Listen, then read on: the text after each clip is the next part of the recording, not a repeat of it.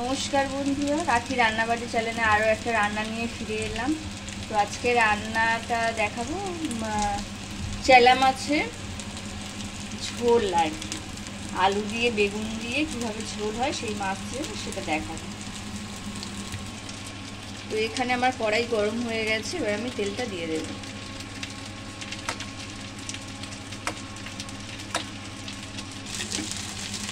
এখানে আমি মাছটা আলাদা করে ভেজে নিচ্ছি, আর সাইডে কটা বেগুন কেটে দিয়ে দিয়েছি যাতে ওগুলো ওর মাছের সাথে আস্তে আস্তে ভাজা ভাজা হয়ে যায়। তো এখানে আমার তেল গরম হয়ে গেছে। আমি যেহেতু রান্নাতে সর্ষে বাটা ইউজ করব, তার জন্য একটু কালো জিরে ফোড়ন দেব। যখন সর্ষে ইউজ করা হয় তখন কালো জিরে ফোড়ন আর একটু কাঁচা লঙ্কা দিলে টেস্টটা অনেক গুণ বেড়ে যায়।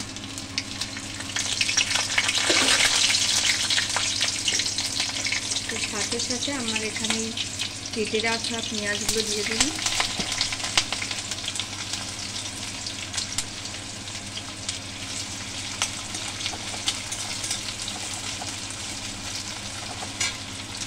একই সাথে এই কুচনো রসুনগুলো দিয়ে দেব।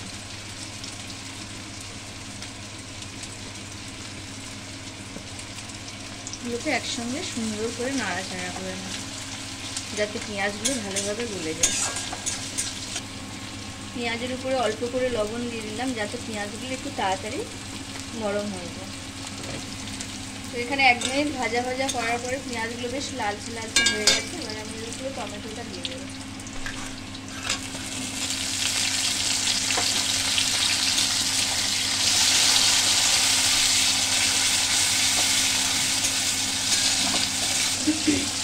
তো এখানে আমার টমেটোগুলো পুরো গলে গেছে। এবার আমি এর মধ্যে পরিমাণ মতো হলুদ দিয়ে দেবো। লঙ্কা দিয়ে দিয়েছি, তার জন্য একটু পরিমাণ মতো বুঝে গুঁড়ো লঙ্কাটা ইউজ করবো, একটু রঙের জন্য দেওয়া আছে। একটুখানি ধনের গুঁড়ো ইউজ করবো, অল্প করে।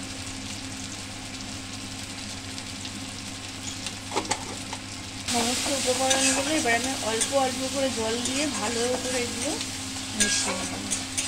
মশলা, তো সেখানে একটু জল না ইউজ করলে হবে না, সেখানে আমি অল্প করে জল দেব।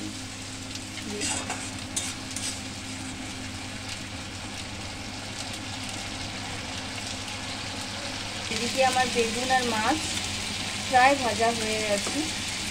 এবার এগুলোকে নামিয়ে রাখতে হবে।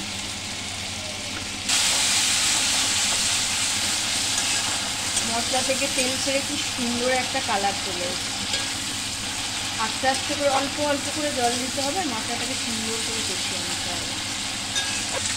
তো এখানে আমার মশলা মানে ইয়ে করা পুরো কমপ্লিট হয়ে গেছে কষানো। এবার আমি সর্ষের বাটাটা দিয়ে দেবো।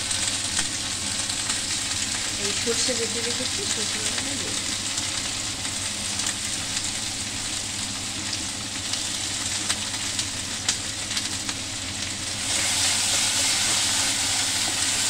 সর্ষে বেশি ভাজবো না, তাহলে তেতো হয়ে যাবে। অল্প করে একটু নাড়াচাড়া করে নেব।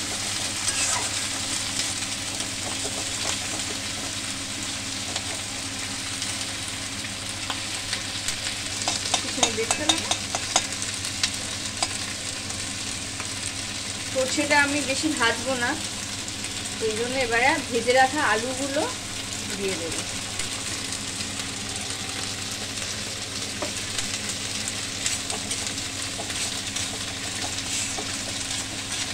সাথে সাথে লবণটাও স্বাদ অনুযায়ী দিয়ে দেবো।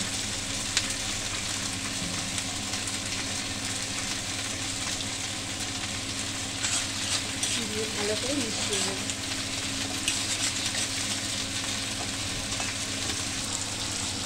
এখানে আমি অল্প অল্প করে জল দিয়েছি আর আলুর সাথে মশলাটা সুন্দর করে কষিয়ে নিয়েছি।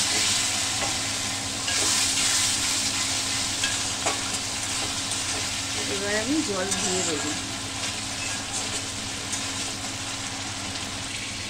তো এখানে আমি 4টে কাঁচা লঙ্কা চেরা করে রাখছি। এগুলো আমি তরকারিতে মানে লাস্টের দিকে দেবো, যখন ধনে পাতাটা দেওয়া হবে তো সুন্দর একটা গন্ধ বেরোবে কাঁচা লঙ্কার তরকারি থেকে। তো এখানে আমার তরকারি পুরো একদম কমপ্লিট হয়ে গেছে কষানো, দেখেই বোঝা যাচ্ছে বেশ মশলা থেকে পুরো তেলটা ছেড়ে দিয়েছে। এবার আমি জল দিয়ে দেবো।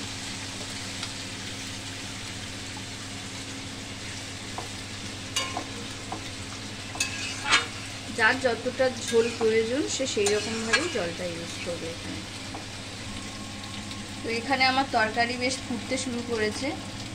আমি বেশি টাইম লাগাবো না একটাই কারণে, কারণ আমার আলুটা ভাজা ছিল, আলাদা করে সিদ্ধ হবার কোনো প্রয়োজন নেই, কারণ ওখানে অনেকটা সিদ্ধ হয়ে আছে। তো এইবার আমি মাছটা দিয়ে দেব। মাছটা দিয়ে দেব, সাথে বেগুনগুলো ভেজে রেখেছিলাম ওগুলোও দিয়ে দেব। দিয়ে গ্যাসটা কমিয়ে আমি আস্তে করে ঢাকা দেব। সাথে চেরা কাঁচা লঙ্কাগুলো দিয়ে দিল।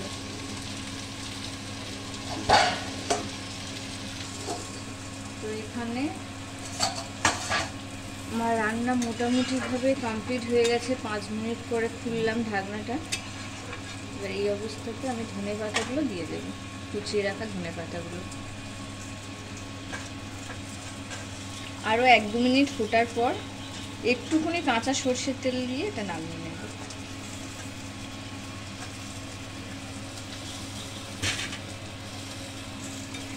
খুব সুন্দর দেখতে হয়েছে, আশা করি সবাই ভালো লাগবে এই রান্নাটা। তো এখানে ধনে পাতা দেওয়া হয়ে গেছে।